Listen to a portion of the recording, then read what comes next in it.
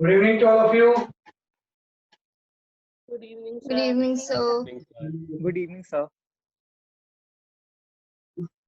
It's time to start the class and new chapter. तो बस एक चीज रखना, आप लोग जो ज्वाइन करते हो ना, कोई कोड नेम मत रखो अपना, है ना. Don't make any code name. अपने ओरिजिनल नेम से ज्वाइन करो, जिस नेम से आपने फेस में एडमिशन लिया, है ना. अदरवाइज फिर मैं नेक्स्ट क्लास से एडमिट का क्लास लगा के फिर एडमिट नहीं करता. जिसका भी नाम मुझे लगा कि कोड नेम है, जिस नाम से आपने फेस में एडमिशन लिया है उसी नाम से आप उसमें ज्वाइन, है ना. कोई कोड नेम यूज मत करना, है ना. अदरवाइज फिर नेक्स्ट क्लास से हम उसको एडमिट नहीं करेंगे. किसी का भी कोड नेम मुझे, है ना. कोड नेम से अगर किया भी है तो आपने ओरिजिनल नेम से, है ना. तो मेरे ख्याल से अभी हमने एक चैप्टर कवर कर लिया है, यूनिट्स एंड मेजरमेंट. तो वही मैंने बोला है कि उसको पहले 100% आप मॉड्यूल से सॉल्व करें. और मान लो अभी नहीं भी हुआ है तो नेक्स्ट वीक में फिर से एक डाउट क्लास है. तो उस डाउट क्लास में जो भी डाउट्स आप पूछ, है ना, आप ग्रुप में भेज के जो भी डाउट्स होंगे उसको आप कवर कर सकते हैं. राइट. तो उस ग्रुप में ही डाउट भेजना है ना. तो उसमें थोड़ा सा अच्छे से कंप्लेंट हो जाता है, क्वेश्चन पूरा समझ में भी आ जाता है और फिर उसको अच्छे से हम एड्रेस कर सकते हैं डाउट. ठीक है. तो हम यहाँ पे आज एक नया चैप्टर स्टार्ट करते हैं and that chapter is known as a vector, है ना. मैथमेटिकल टूल्स में आता है ये वेक्टर एंड कैलकुलस. क्योंकि वेक्टर एंड कैलकुलस होने के बाद ही वी स्टार्ट द चैप्टर जो मैथमेटिक्स था ना. मैथमेटिक्स जो फिजिक्स में से स्टार्ट होती है वो वेक्टर और कैलकुलस के होने के बाद होती है. ठीक है. तो हम यहाँ पे जाते हैं वेक्टर के ऊपर. तो आपको पता है कि फिजिकल क्वांटिटी को नॉर्मली हम दो पार्ट में डिवाइड करते हैं. Few quantity is known as a scalar, है ना. कि कुछ क्वांटिटी क्या होती है, जैसे कि आपकी स्केलर होती है. तो स्केलर क्वांटिटी वो क्वांटिटी होती है जिसको कि हम किसी नंबर और यूनिट से कंप्लीटली स्पेसिफाई कर पाते हैं. तो scalar quantity can be completely specified by, right, number, right, and unit of measurement. Unit ऐसी कोई भी क्वांटिटी जो कि कंप्लीटली नंबर और यूनिट से डिफाइन हो जाती है उसी को हम बोलते हैं scale. And it does not possess any direction. इसकी कोई डायरेक्शन नहीं होती है. No direction. इसको स्पेसिफाई करने के लिए Sir, board is not visible. अच्छा विजिबल Visible है सर. विजिबल है सर. कनेक्शन Visible है sir. Sir, it's visible. Connection and connection पे फर्क पड़ता है ना बेटा. तो फिर वो उस तरह से होगा. आ जाएगा आपका थोड़े. यहाँ पे आगे scalar can be completely specified. Sir read कर दो. है ना. तो scalar quantity can be completely specified by the number and unit. तो आपको पता है सर कि रीड कर दो क्या लिखा है. स्केलर क्वांटिटी की जो कंप्लीटली स्पेसिफाइड बाय, है ना, this is known as a completely specified, है ना, बाय नंबर एंड यूनिट. किसी कोई डायरेक्शन नहीं होती है. तो स्केलर के एग्जांपल अगर हम देखें तो वी कैन सिंपली से mass is a scalar quantity. Distance. आपके बात है ऐसे डिस्टेंस की कौन सी क्वांटिटी होगी, स्पीड. ऐसी आपकी स्पीड हो जाएगी, ऐसी आपका टेम्परेचर हो जाएगा. तो ऐसी कोई भी क्वांटिटी जिसको good morning sir. Number and unit की जरूरत पड़ती है. Sir, good evening. हम क्या बोलते हैं कि आपका जैसे कि आपकी स्केलर क्वांटिटी लाइक मास है. भाई मॉर्निंग हो रही है. विल राइट सपोज आपका 10 kg. तो कुछ नंबर आ गया, कुछ केजी आ गया. ऐसे डिस्टेंस आप लिख दोगे, किसी बॉडी ने ट्रेवल किया सिंपल 5 मीटर. तो नंबर आ गया, यूनिट आ गया. स्पीड आ गया 5 मीटर पर सेकंड. नंबर आ गया, यूनिट आ गया. Temperature may be 30 degree kelvin या 30 केल्विन, है ना. तो अब स्केलर क्वांटिटी पॉजिटिव नेगेटिव दोनों हो सकती है. जैसे टेम्परेचर पॉजिटिव और नेगेटिव हो सकता है. तो scalar quantity can be positive और नेगेटिव. तो इसको स्पेसिफाई करने के लिए किसी डायरेक्शन की जरूरत नहीं पड़ती. ये स्केलर क्वांटिटी होती है. ऐसे हम यहाँ पे डिफाइन करते हैं वेक्टर क्वांटिटी. तो आपको पता है कोई भी Sir, quantity please can you explain again for the temperature? temperature is 30 Kelvin. 30 is the number and K stand for Kelvin उसकी यूनिट हो गई. और टेम्परेचर आपका माइनस भी हो सकता है. आई कैन सिंपली राइट कि आपका जो टेम्परेचर है -20 डिग्री सेल्सियस, है ना. तो 20 is the number, degree Celsius is the unit.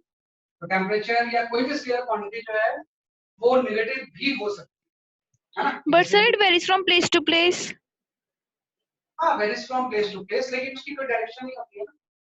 It does not possess any direction. We cannot say temperature is 20 degrees Celsius along the east direction and 20 degrees Celsius, 30 degrees Celsius along the north direction. ऐसा नहीं है ना। किसी particular पे उसकी कोई space में direction नहीं, तो डायरेक्शन अगर नहीं होगी तो टेम्परेचर जो होगी वो क्वांटिटी कांस्टेंट की आपकी। जय हिंद। हाँ, ऐसे आ गया कि हम यहाँ पे डिफाइन करेंगे वेक्टर क्वांटिटी। तो वेक्टर क्वांटिटी को कंप्लीटली स्पेसिफाई करोगे आप तो सिर्फ आपको नंबर और यूनिट की जरूरत नहीं पड़ेगी, but it must possess the direction in space. यहाँ पर आएगा कि this is specified right by number right unit, अगर फिजिकल क्वांटिटी है तो यूनिट तो होगी, and must possess direction sir जय हिंद।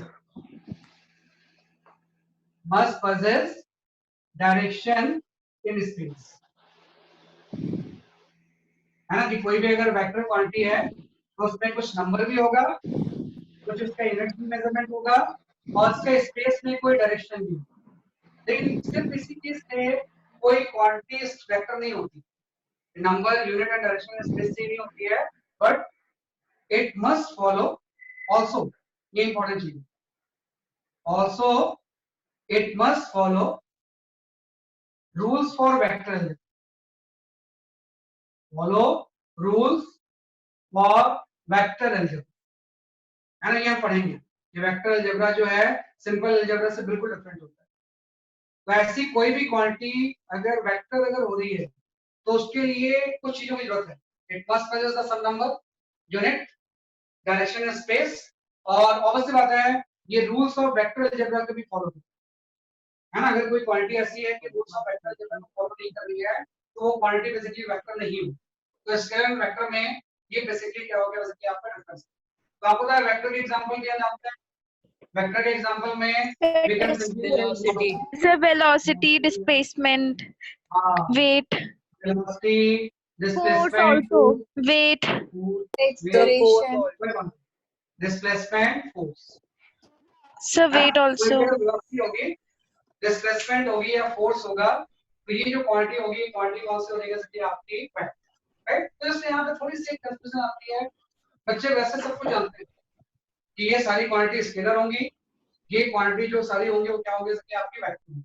वेलोसिटी की कुछ ना कुछ डायरेक्शन भी होगी, डिस्प्लेसमेंट की भी डायरेक्शन होगी, एंड फोर्स भी किसी पर्टिकुलर डायरेक्शन में एक्ट करेगी, राइट। एक थोड़ा सा वैसे बच्चों को पता होता है, if I ask what is the electric current, whether electric current is vector or scalar, Sir, scalar. Scalar. electric current is a Scalar scalar quantity. ये आपकी वेक्टर नहीं होती है ना, क्योंकि इसमें जो करंट की डायरेक्शन होती है वो डायरेक्शन स्पेस नहीं होता, बल्कि वो सेंस ऑफ चार्ज टू। तो क्या होता है इसलिए आपका sense of charge too, and also जो आपका इलेक्ट्रिक करंट है does not follow the rules of vector.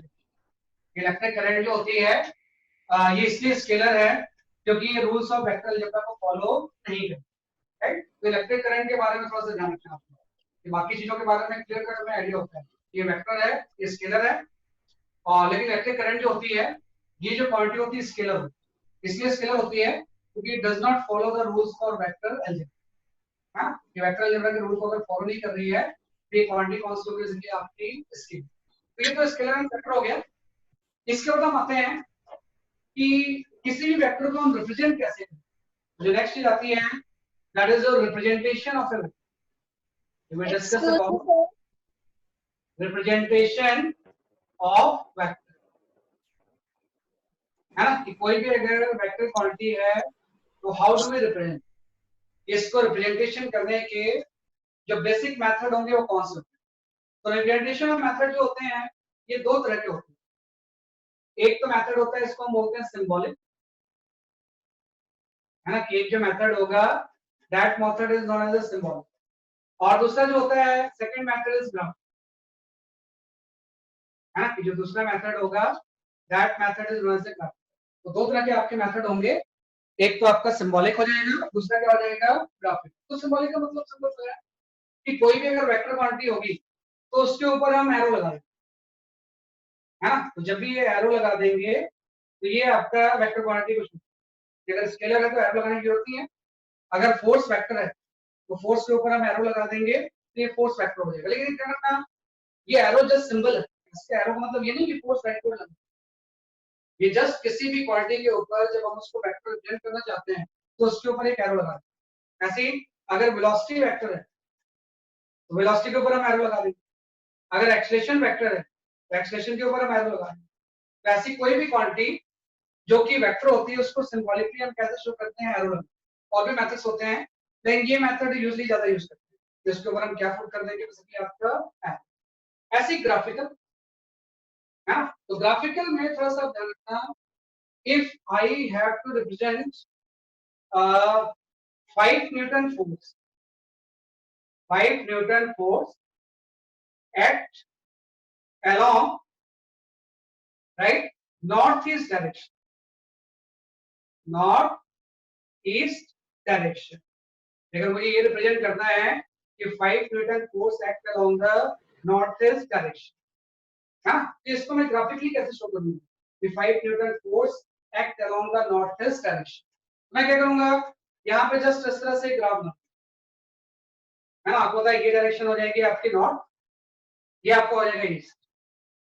और नॉर्थ ईस्ट का सिंपल सा मतलब है कि इन दोनों पे जस्ट बाइसेक्ट करता हूं, अदरवाइज नहीं तो एंगल दूसरा मेंशन किया होगा। अगर नॉर्थ ईस्ट बोल रहे हैं मतलब बीच में एंगल कितना होगा, एकदम बाइसेक्ट करें।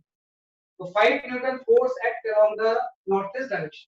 तो सिंपल सा हम बोलेंगे कि यहाँ पे इस पॉइंट से स्टार्ट करता हूँ एक वेक्टर आप ऐसा बना, है ना। ये कोई ए बी वेक्टर है, ए से लेके बी तक, है ना। तो इसको हम क्या करते हैं, इस तरह से एक लंबी लाइन खींचेंगे और ये जो लाइन हम खींचते हैं इसका जो लेंथ होता है ये उस वेक्टर का मैग्नीट्यूड होता है।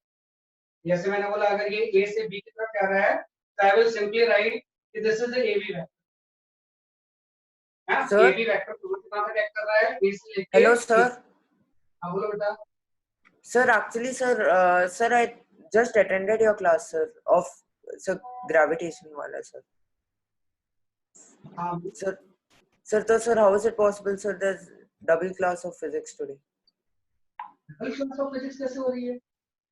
Sir, I attended your previous class, sir, of sir gravitation, sir. अरे बेटा वो तो 9th क्लास की। Sir, but the link was Time- set. Sir, link was से set टाइम that. पास कर रहा है और कुछ नहीं है। No, sir. वो 9th की क्लास थी, टाइम पे आपको अटेंड करना था। वो तो सेम पासवर्ड आईडी रहती है, password ID is same for all. समझिए मेरी बात। Okay. फिर जो पढ़ ले क्या हो जाएगा? आपकी क्लास लेती हो तो 9th क्लास चल रही थी, यहाँ तो 9th। He might have logged in at the wrong time. हाँ आपने रॉन्ग टाइम में लॉग इन कर दिया। तो 4 to 5:30। Sir, the last class was chemistry, sir. हाँ Sir, last Yes. class was chemistry. Sir, I didn't get the link for that, sir. हाँ वही बात है, ध्यान देना होता है आपको। टाइम टेबल का ध्यान दो, just concentrate on time table में क्या लिखा हुआ। आप लिंक का ध्यान मत दो, टाइम टेबल देखो कि इस तरह से करके क्लास है, कौन सी क्लास है, उसके अकॉर्डिंग क्लास ज्वाइन कर। That was the class of 9। कभी आप 12th की ज्वाइन कर लोगे, ऐसे गड़बड़ हो जाएगी ना। कभी 12th भी चल रही होती है, कभी जी एडवांस की ज्वाइन कर लोगे आप, है ना। कई बार वो अपनी क्लास ज्वाइन करना है। अभी आप यहाँ पे आ गया, जस्ट हमने बोला कि रिप्रेजेंटेशन ऑफ वेक्टर की अगर हम बात करें तो सिंबॉलिक हो जाएगा, दूसरा ग्राफिकल। तो जस्ट मैंने बोला कि ग्राफिकल के लिए हम क्या करते हैं, सर 5 न्यूटन फोर्स है तो 5 न्यूटन इस फोर्स का मैग्नीट्यूड होता है ना। तो कई बार हम लिखते हैं अगर ये AB वेक्टर है तो इस AB वेक्टर का जो मैग्नीट्यूड होगा ये मैग्नीट्यूड हो जाएगा 5 न्यूटन। समझे, अगर AB वेक्टर है, अगर दोनों बार लगाते हैं तो इसको क्या बोलते हैं, मैग्नीट्यूड ऑफ AB वेक्टर।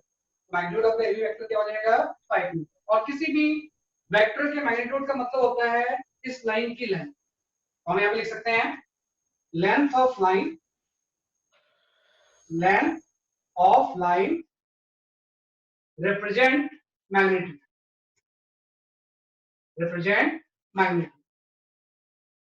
अगर कोई भी लाइन की लेंथ है वो हमेशा किसको रिप्रेजेंट करेगी, जैसे कि आपकी मैग्नीट्यूड, राइट। जैसे मैंने बोला 5 न्यूटन है तो मैं यहाँ पे 5 सेंटीमीटर लंबी लाइन बनाऊंगा स्केल लेके, 5 सेंटीमीटर रिप्रेजेंट करेगा 5 मीटर। तो ये जो लाइन की हम लेंथ बनाते हैं ना, ये रिप्रेजेंट करता है डायमीटर के मैग्नीट्यूड। और ये जो एरो होती है वो डायरेक्शन शो करती है। ये जो फोर्स एक्ट कर रहा है उस डायरेक्शन में एक्ट कर रहा है, नॉर्थवेस्ट डायरेक्शन। तो जो ए होता है इसको हम बोलते हैं ये इस वेक्टर की टेल है ना, और ये जो इस तरह से एरो आता है ये इस वेक्टर का हेड होता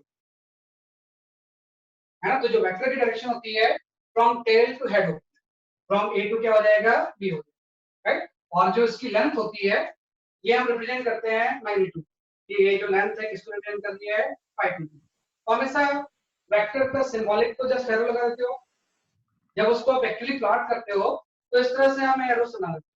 तो ये रिप्रेजेंट करता है किसी वेक्टर को, बेसिकली आपका ग्राफ। ये होता है representation of a vector. Just right it down.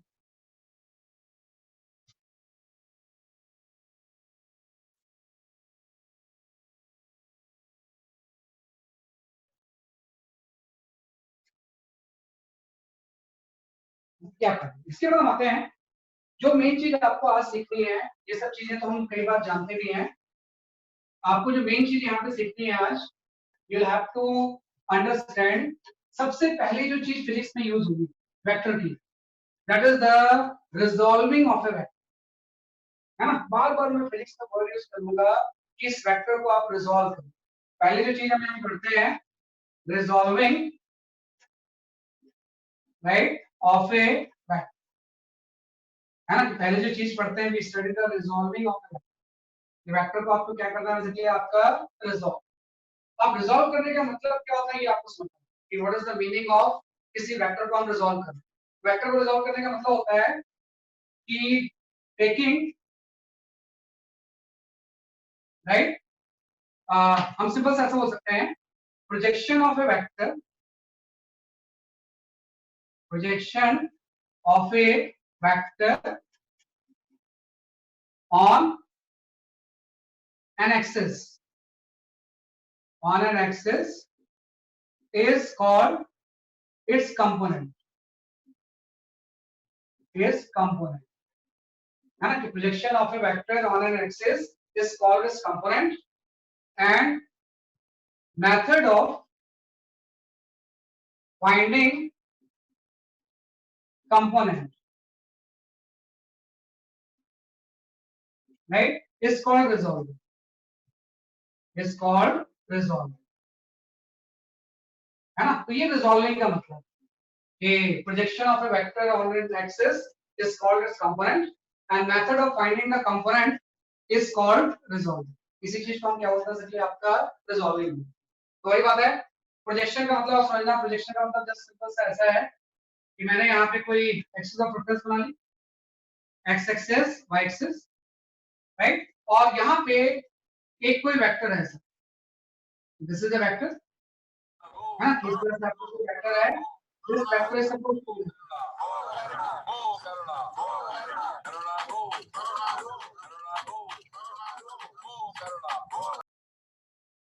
हाँ भाई कौन था, नाम बताओ इसका जरा। सर सर ये दो तनिष्क तनिष्क है। आरडीसी। क्या सर नाम था, यहाँ दो तनिष्क घुसे हुए हैं यहाँ पे। Sir Tanishq RDC.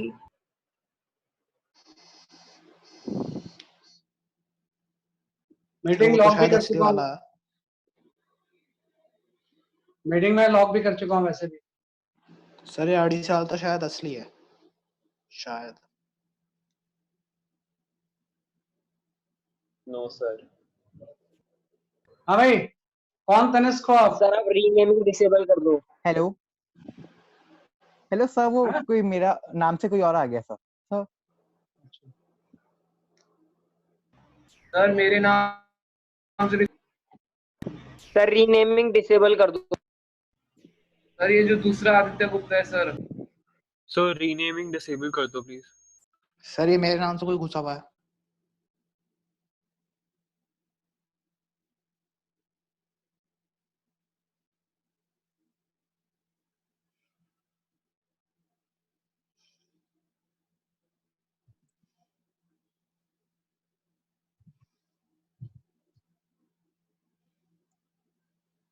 ठीक है,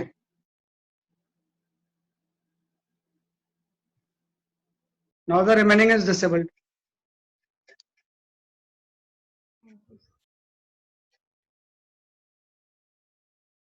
है ना, अगली बार तो मैं पहले ही देख लूंगा. Renaming is disabled. मत करो ये सब. क्या है ना, और जिसका नाम आगे बताना उसको हटा देंगे.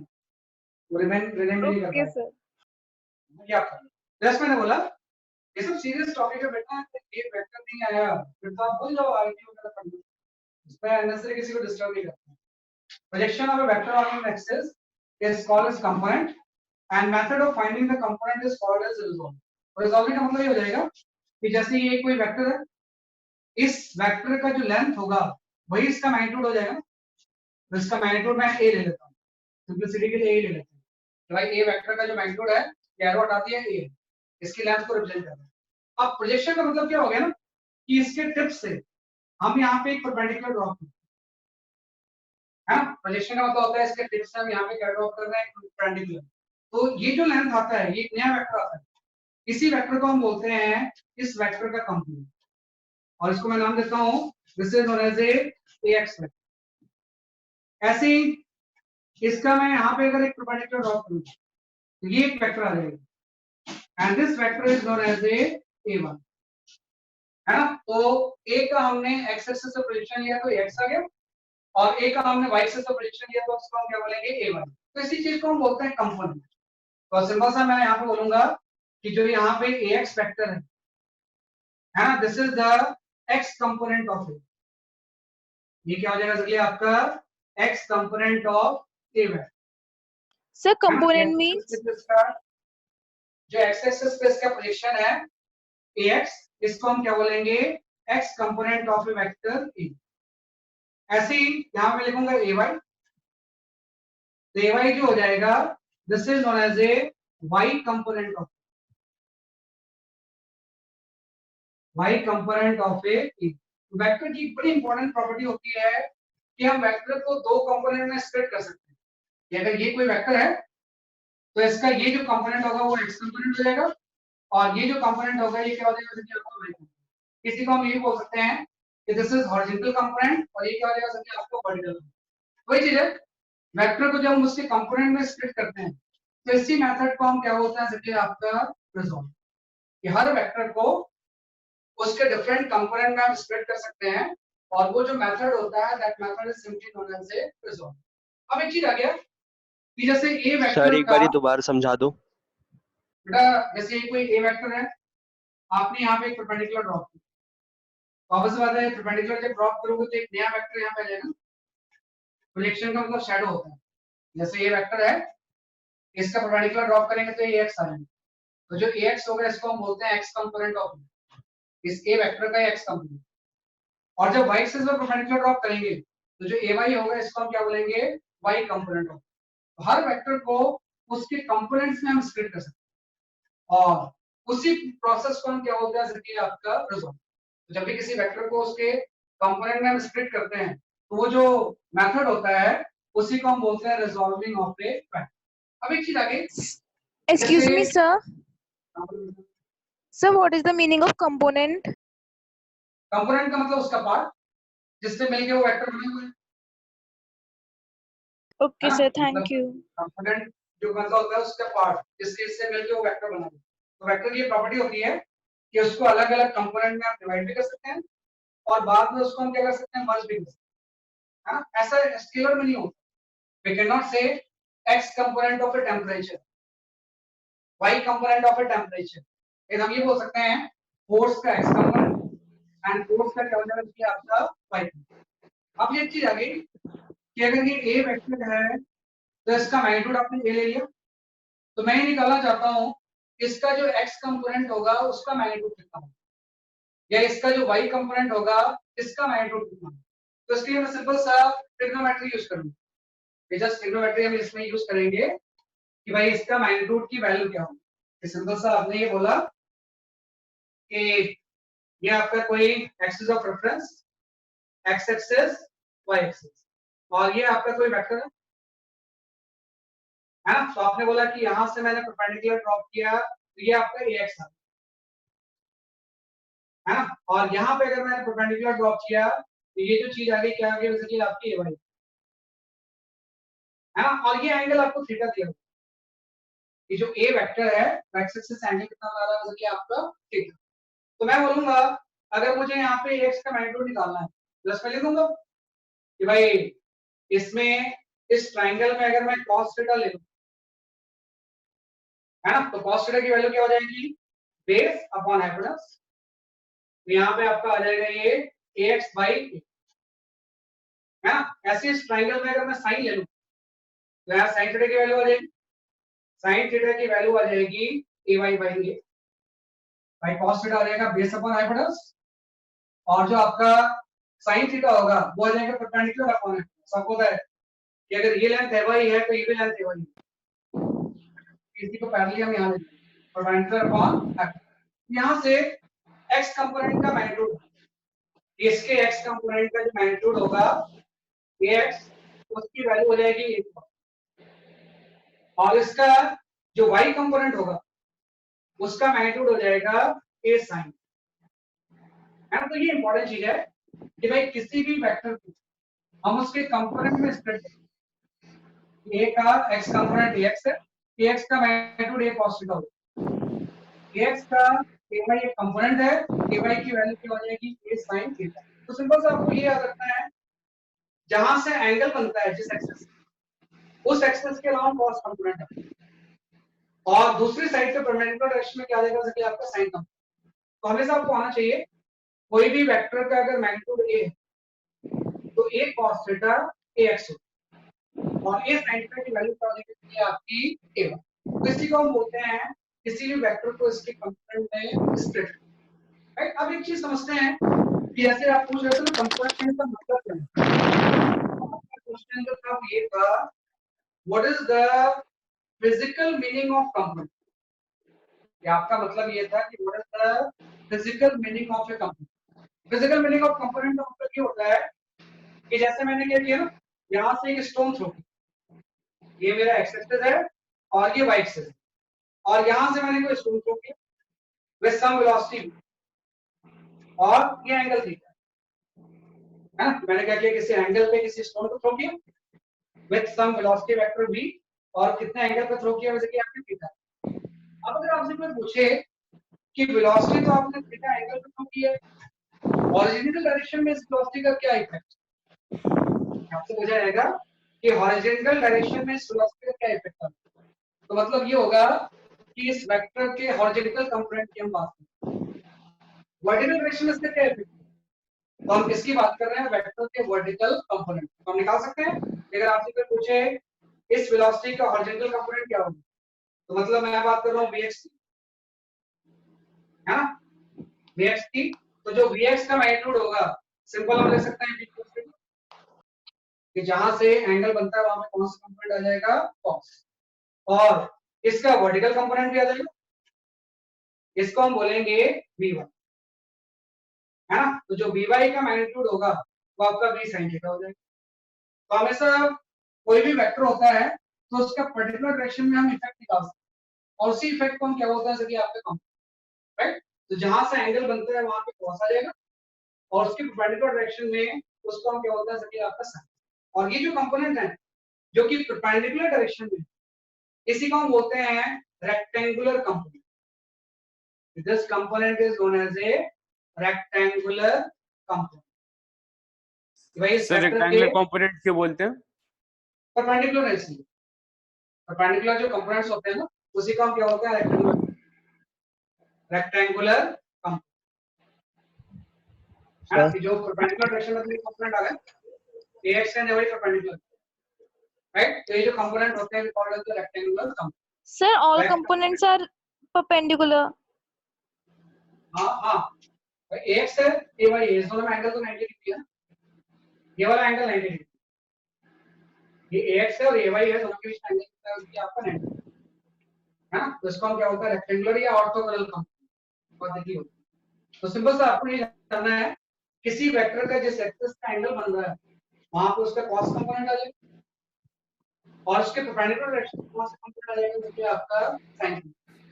हर वेक्टर को हम क्या कर सकते हैं, रिजॉल्व कर सकते हैं, और इसी रिजॉल्विंग के मेथड को हम कंपोनेंट निकाल सकते हैं, वैसी मेथड को हम क्या बोलते हैं, वेक्टर का रिजल्ट।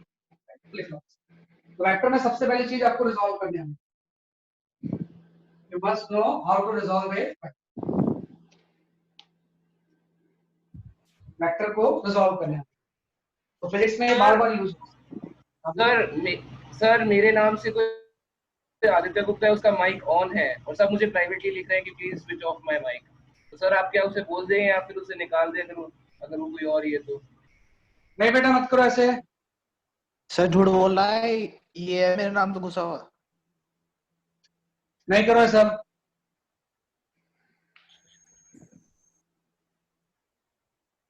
नहीं ये सब करो, ये सब के लिए क्लास में कोई स्पेस नहीं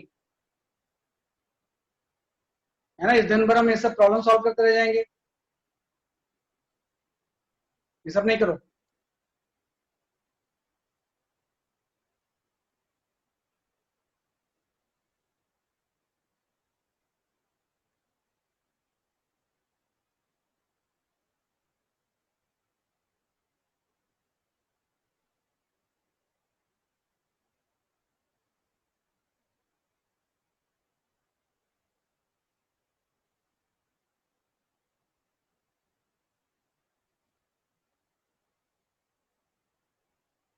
ठीक है, क्या पर कोई नहीं करेगा ऐसे।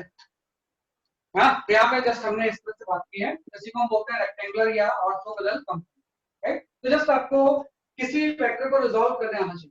कोई भी अगर वेक्टर है तो जब उसको कंपोनेंट में स्प्लिट करते हैं तो इसी को हम क्या बोलते हैं, कि आपका resolving of a vector. Right, क्या था पहली चीज आप ये जानोगे कि किस तरह से किसी वेक्टर को हम क्या करेंगे, रिजॉल्व करेंगे।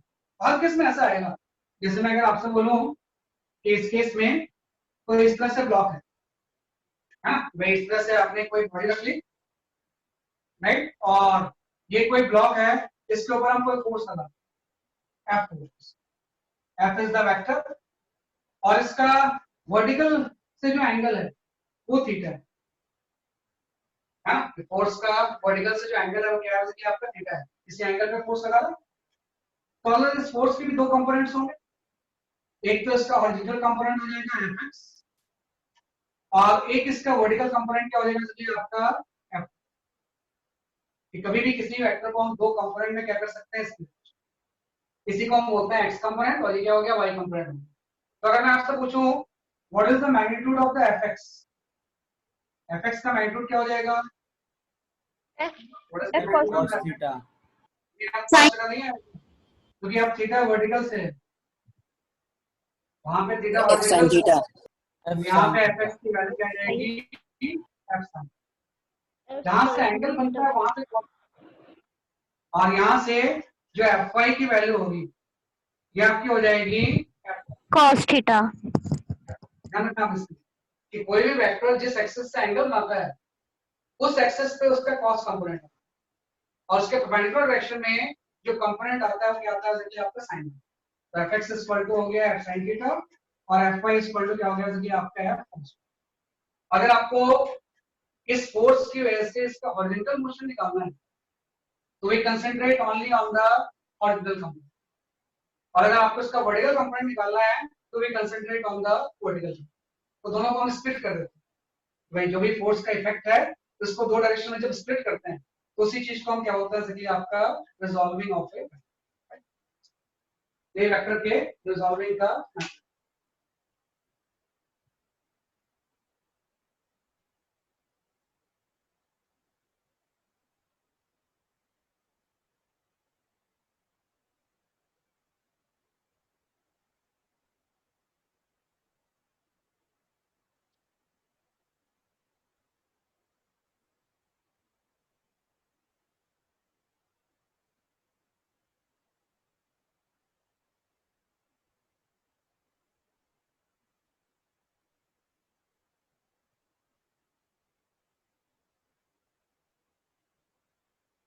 ठीक है, क्या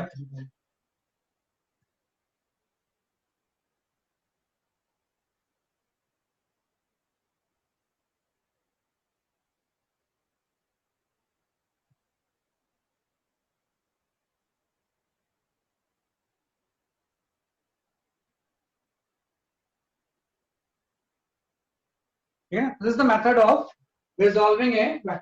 राइट, इसके बाद थोड़ी सी कुछ वेक्टर की वेक्टर में हम आते हैं बहुत इंपॉर्टेंट चीज, दैट इंपॉर्टेंट चीज इज नोन एज ए, जो इंपॉर्टेंट कंसेप्ट है रिजॉल्विंग के बाद, जैसे आपने इसको रिजॉल्व कर दिया, इसके बाद एक इंपॉर्टेंट चीज आती है कंसेप्ट ऑफ यूनिट वेक्टर। एक हम वर्ड यूज Excuse me, करेंगे। sir. हाँ, बोलो बेटा। सर कुछ बच्चे बाहर लॉक आउट हो गए हैं मीटिंग से, उनका नेट कनेक्शन खराब था, आप अनलॉक कर देंगे मीटिंग? हाँ मैंने लॉक कर दिया, थैंक यू सर। मैंने I have already done it, मैंने अनलॉक कर दिया, ये यहाँ पर है ना। तो इस तरह से हम इसको सॉल्व कर सकते हैं। तो यहाँ पे हम आ जाते हैं, तो आपने बोला कि ये आपके दोनों के हो जाएंगे कंपोनेंट्स। इसके बाद हम आते हैं एक इंपॉर्टेंट चीज, कंसेप्ट ऑफ यूनिट वेक्टर। हमें यहाँ पे कहा जाता है कंसेप्ट आपका जाता है यूनिट वेक्टर। यूनिट वेक्टर, ये वेक्टर को रिजॉल्व करना सीखने के बाद आपको ये यूनिट वेक्टर के बारे में आना चाहिए, है ना। तो देखो कोई भी वेक्टर होगा तो हमेशा वेक्टर में दो चीजें होती हैं, एक तो मैग्नीट्यूड और दूसरा क्या होता है डायरेक्शन। कोई भी अगर वेक्टर है तो every vector must possess some magnitude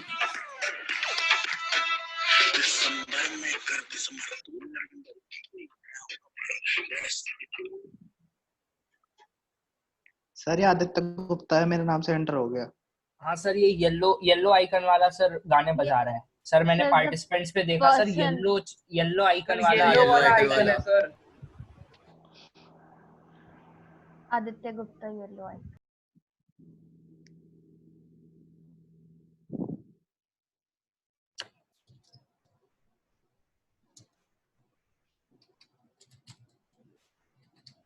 sir please या तो उसे म्यूट कर दीजिए या फिर उसे रिमूव कर दीजिए, हम यहाँ सब डिस्टर्ब हो रहे हैं। आए मैं करता हूँ।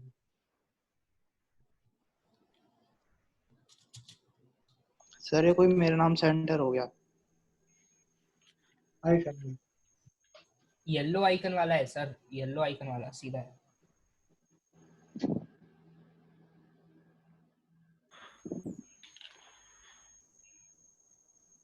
सर आप सबको म्यूट कर दीजिए। ये आदित्य गुप्ता तो भाई पर्पल कर लिया।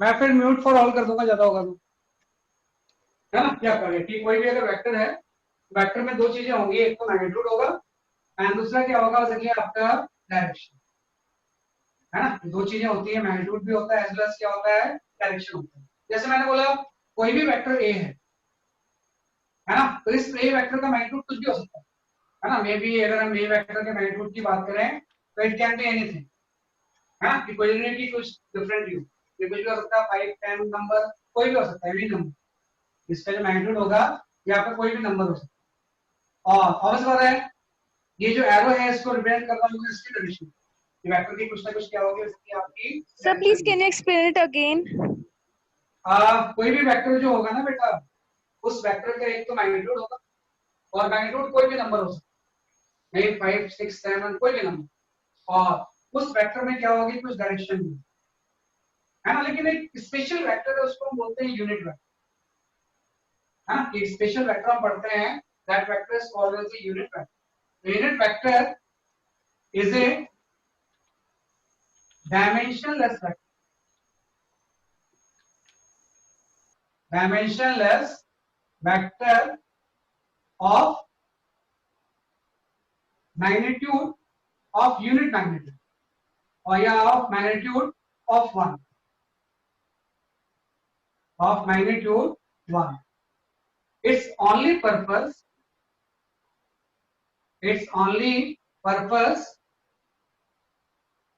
to represent direction, यहाँ पे एक आ गया तो कोई अगर सिंपल वेक्टर है तो इसका कुछ मैग्नीट्यूड भी होगा, डायरेक्शन भी होगी। लेकिन जो यूनिट वेक्टर है it's a dimensionless vector of magnitude 1, its only purpose to represent the direction. और ना जैसे वेक्टर है ना तो इसके ऊपर तो हम एरो लगाते हैं, लेकिन कोई भी अगर यूनिट वेक्टर होगा, अगर कोई भी यूनिट वेक्टर है ना, तो यूनिट वेक्टर के ऊपर हम इस तरह से एक कैप लगाते हैं। This is the symbol for unit vector. A vector के ऊपर कैप लगाते हैं, तो ये जो वेक्टर होगा इसको हम क्या बोलते हैं, यूनिट वेक्टर। तो वेक्टर के ऊपर एरो, अगर ये यूनिट वेक्टर है तो इसके ऊपर हम क्या लगाएंगे, जैसे कि आपका कैप लगाएंगे। इसका मेन Sir, कंसेप्ट can ये you होगा, give example of unit vector?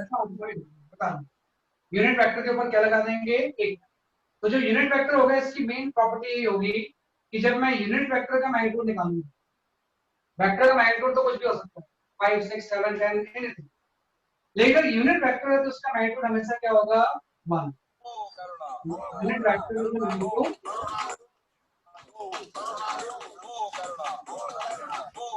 ये कौन है भाई, ओम पांडे। ओम पांडे। हाँ ओम पांडे। ओम पांडे। तो ओम Pandey guys.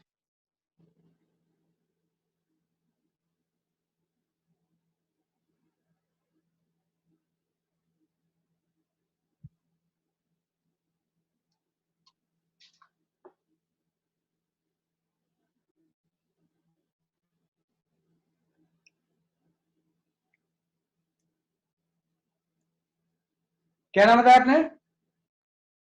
Sir, he Om left. Pandey. Om Pandey. Om Pandey.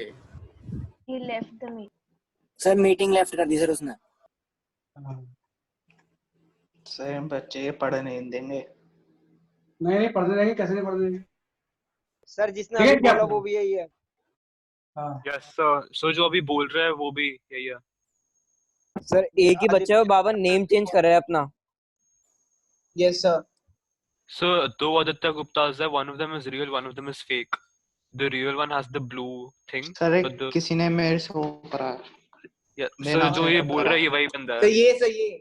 Sir यही है, कहने वाली नकली है। Yes, sir. यही नकली है सर। So बस with हो गया, AG icon. कोई नहीं, I am mute for all.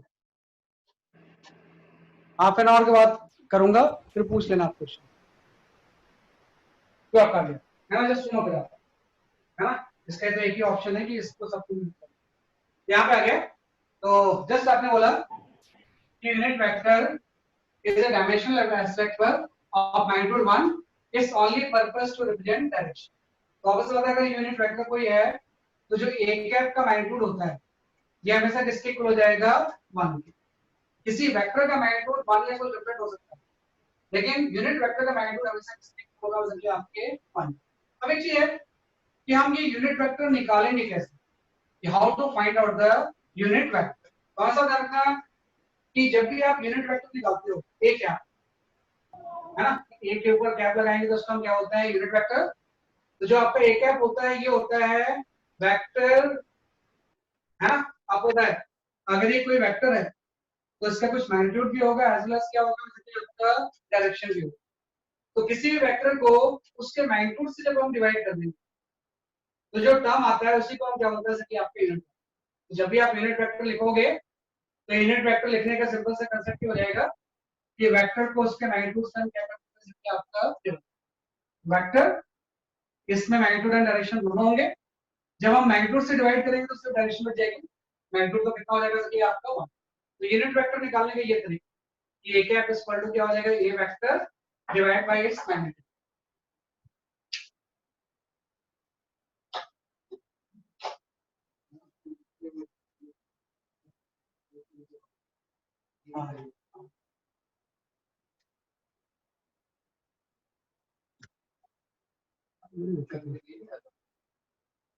Meeting off तो नहीं होगी।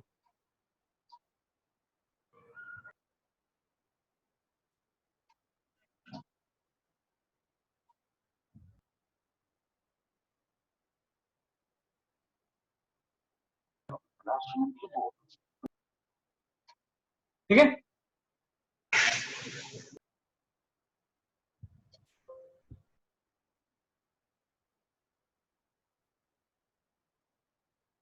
है ना, ये आपने कर लिया।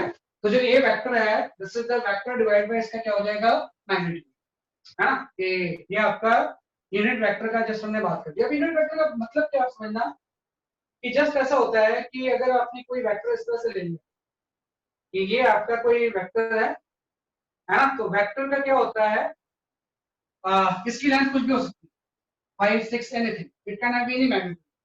लेकिन जब हम इस ए वेक्टर का यूनिट वेक्टर निकालेंगे, है ना, तो इस यूनिट वेक्टर का मैग्नीट्यूड हमेशा 1, इसका मैग्नीट्यूड हमेशा कितना होगा, जैसे कि आपका 1 होगा, और इसका सिर्फ एक ही पर्पस होगा, इस यूनिट वेक्टर को रिप्रेजेंट करने का एक ही पर्पस होगा, इसकी डायरेक्शन को शो करना।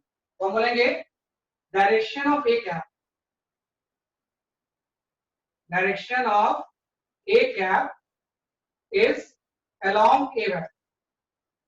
जो डायरेक्शन ऑफ ए कैप है वो ए वेक्टर के क्या होता है, जैसे कि आपका अलोंग, कोई भी ए वेक्टर है अगर उस वेक्टर को उसके मैग्नीट्यूड से हम डिवाइड कर दें तो ए कैप आ जाएगा, उस ए कैप का मैग्नीट्यूड 1 होगा और उसकी डायरेक्शन वही होगी जो ए कैप की, है ना, ए कैप और ए की जो डायरेक्शन होगी वो क्या होगी, जैसे आपके सेम। तो ये जो कांसेप्ट होता है इसी को हम क्या बोलते हैं, यूनिट वेक्टर। देख लो आप इसे,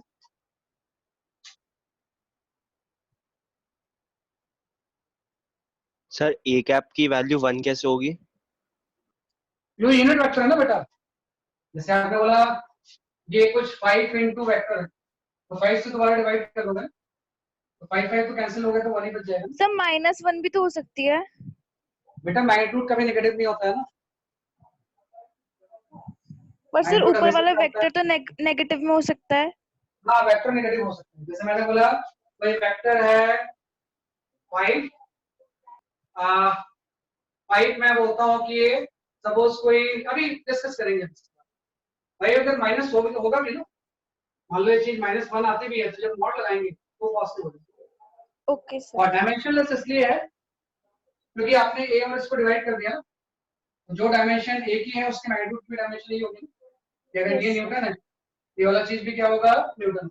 न्यूटन न्यूटन क्या हो जाएगा, इसलिए आपकी कैंसिल। ये आपको होता है की जगह पे क्या लिखते हैं? ये जो होता है। अब एक चीज आती है कि ये आपने यूनिट वेक्टर निकाल दिया कि वेक्टर को उसके मैग्नीट्यूड से डिवाइड करेंगे तो यूनिट वेक्टर आ जाएगा, और यूनिट वेक्टर की जो डायरेक्शन होगी वो वेक्टर के क्या होगा, आपके अलोंग। अब एक चीज आती है कि जो आपके 3 एक्सिस होते हैं उसके अलोंग यूनिट वेक्टर हम लेते हैं। यहाँ पर 3 एक्सिस है ना, तो 3 एक्सिस को रिप्रेजेंट करते हुए 3 यूनिट वेक्टर्स होते हैं। लाइक जैसे आपको हमने बोला this is X axis, this is Y axis, और ये आपका जेड एक्सिस है। 3 एक्सिस हैं, X axis, Y axis, Z axis, है ना। जेड एक्सिस एक्चुअली में हम प्लेन में ऐसा बनाते हैं, लेकिन एक्चुअली में ये ऐसा होता है एक्स एक्सिस, वाई एक्सिस, और इन दोनों के परपेंडिकुलर क्या हो गया, जैसे आपका जेड एक्सिस। तो एक्स एक्सिस को के अलोंग जो यूनिट वेक्टर होता है इसको हम बोलते हैं आई कैप। ये ऐसा यूनिट वेक्टर जो कि एक्स एक्सिस को रिप्रेजेंट करता है उसको हम क्या बोलते हैं, आई कैप। और जो वाई एक्सिस के अलोंग यूनिट वेक्टर होता है हम ऐसे लिख सकते हैं आई कैप। जो वाई एक्सिस के अलोंग यूनिट वेक्टर होता है दैट इज नोन एज जे। ठीक है। और जो जेड एक्सिस के अलोंग यूनिट वेक्टर होता है इसको हम बोलते हैं के, है ना, कि एक्स एक्सिस को शो करने वाला, क्योंकि यूनिट वेक्टर में सिर्फ डायरेक्शन नहीं होती, यूनिट वेक्टर का सोल पर्पस है इस चीज को शो करना, डायरेक्शन। तो जो एक्स डायरेक्शन को यूनिट वेक्टर शो करेगा उसको हम बोलते हैं आई कैप, जो वाई डायरेक्शन को शो करेगा उसको हम क्या बोलेंगे, जे कैप, और जो जेड डायरेक्शन को शो करेगा ये वाला, है ना, प्लेन के परपेंडिकुलर। एक्चुअली हम बनाते हैं ऐसा, लेकिन प्लेन के परपेंडिकुलर तो उसको हम क्या बोलते हैं, पर सर जो उनके मिड में होगा, हाँ वो दोनों के कंबाइंड कॉम्बिनेशन से वही तो होगा ना, मिड होगा तो उसका कुछ एक्स कंपोनेंट भी होगा, वाई कंपोनेंट भी होगा। एक्स कंपोनेंट के आगे हम आई कैप लगा देंगे और वाई कंपोनेंट के आगे हम क्या लगा देंगे,